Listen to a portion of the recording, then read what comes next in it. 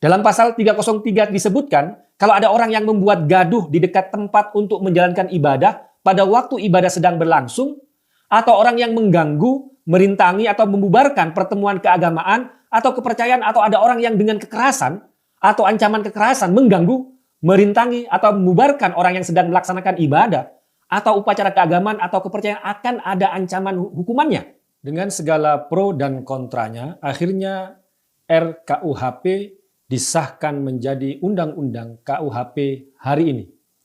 Undang-Undang KUHP ini baru berlaku efektif setelah 3 tahun disahkan.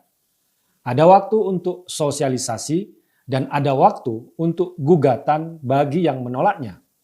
Yang menarik di Undang-Undang KUHP ini tidak ada lagi pasal penodaan agama atau yang dikenal penistaan agama yang ada dalam KUHP yang masih berlaku saat ini, yang sering dipakai oleh kelompok-kelompok intoleran dan kelompok-kelompok radikal merepresi kelompok-kelompok minoritas. Pasal 156A soal penodaan agama di KUHP yang berlaku saat ini sering menjadi senjata kelompok intoleran dan radikal merepresi kelompok-kelompok minoritas. Tuduhan penodaan agama dan penistaan agama bahkan terjadi pada yang hanya berbeda penafsiran dan pemahaman dari kelompok mayoritas yang mainstream, meskipun itu dalam satu agama. Usaha-usaha uji materi judicial review yang dilakukan berkali-kali ke Mahkamah Konstitusi (MK) pada pasal 156A selama ini gagal total. Bahkan salah seorang penggugatnya adalah Gus Dur, Kiai Haji Abdurrahman Wahid, yang menggugat keberadaan 156A. Selama ini pasal 156A sering disalahgunakan dan menjadi senjata kelompok-kelompok intoleran dan radikal yang telah membawa korban-korban tak bersalah masuk ke dalam penjara. Mereka dipenjara karena keyakinan dan kepercayaannya. Beda penafsiran dan pemahaman dianggap kejahatan, dianggap penodaan, dianggap penistaan terhadap suatu agama. Kritik terhadap pemahaman keagamaan juga bisa dituduh melakukan penodaan terhadap agama. Basuki Cahayapurnama, Ahok, adalah salah seorang korban pasal itu. Ucapannya yang bertujuan sebagai kritik terhadap politisasi agama, kelompok yang sering memakai Al-Maidah 51 sebagai kedok politisasi agama yang busuk, justru dia didakwa dan divonis dengan pasal penodaan agama. Nah, dalam Undang-Undang KUHP yang baru, pasal penodaan agama itu tidak ada lagi. Yang ada adalah bab tentang tindak pidana terhadap agama, kepercayaan, dan kehidupan beragama dan kepercayaan. Tidak ada lagi istilah penodaan agama, apalagi penistaan agama. Yang dimaksud dengan tindak pidana terhadap agama kepercayaan adalah seperti yang tertulis di pasal 300 dalam Undang-Undang KUHP yang baru. Maksudnya adalah, pertama, melakukan perbuatan yang bersifat permusuhan. Kedua, menyatakan kebencian atau permusuhan. Atau yang ketiga, menghasut atau melakukan permusuhan, kekerasan, atau diskriminasi terhadap agama, kepercayaan orang lain, golongan atau kelompok atas dasar agama atau kepercayaan di Indonesia. Jadi inti ancaman pidana di pasal itu pada soal permusuhan, kebencian, kekerasan, diskriminasi. Tindakan-tindakan tersebut memang sudah jelas merupakan kejahatan.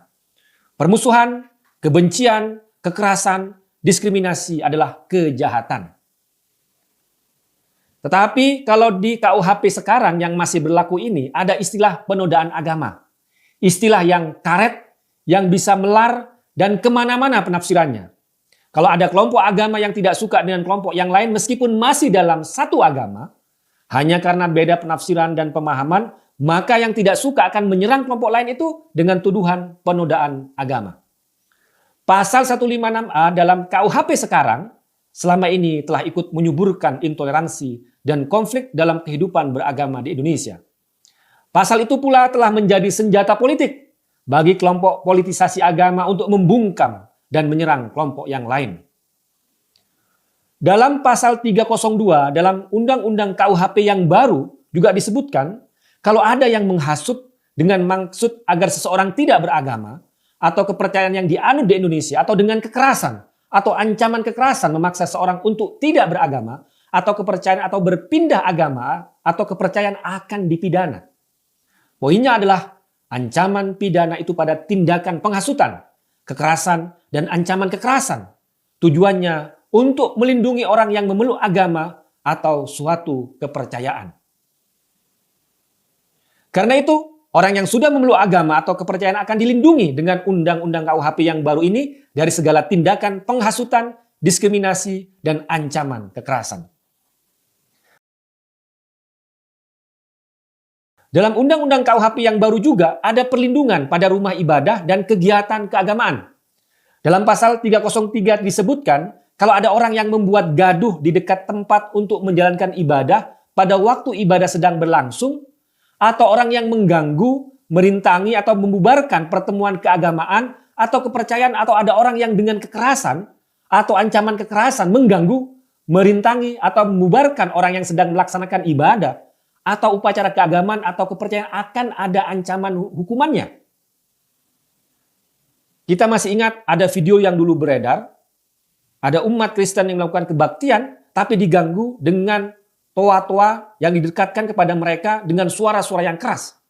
Nah, ini kalau terjadi setelah Undang-Undang KUHP baru ini diresmikan, maka orang-orang itu akan kena pasal pidananya. Nah, menurut saya pasal-pasal soal tindak pidana pada agama dalam Undang-Undang KUHP yang baru ini sudah tepat. Meskipun judulnya masih menggunakan tindak pidana pada agama. Tapi yang dilindungi sebenarnya adalah orang-orang yang memeluk agama dan kepercayaan. Karena pada prinsipnya saya setuju dengan Gus Dur, Tuhan itu tidak perlu dibela. Agama itu tidak bisa dinista. Kepercayaan tidak bisa dinodai. Bagaimana kita manusia-manusia yang lemah bisa membela Tuhan yang maha dalam segalanya. Yang perlu dilindungi adalah orang-orang yang memeluk agama dan kepercayaan. Agama diturunkan untuk melindungi manusia. Kok dibalik manusia mau melindungi agama? Seakan-akan merasa lebih besar, lebih agung dari Tuhan itu sendiri. Karena itulah banyak terjadi pengambil alihan peran Tuhan secara paksa untuk melakukan kesewenang-wenangan terhadap pihak lain yang berbeda. Orang yang memeluk suatu agama atau meyakini suatu kepercayaan tidak bisa dijahati, tidak bisa didiskriminasi, apalagi diancam-ancam dan dijatuhkan kekerasan. Pendapat saya tadi tentu saja tidak menutup kemungkinan kalau ada pihak-pihak yang tidak setuju dengan beberapa pasal dalam Undang-Undang KUHP yang baru ini, ada kesempatan untuk mengajukan gugatan. Namun dalam soal tindak pidana pada agama yang tujuan utamanya adalah melindungi orang-orang yang memeluk suatu agama dan suatu kepercayaan sudah pada jalan yang benar. Wassalamualaikum warahmatullahi wabarakatuh.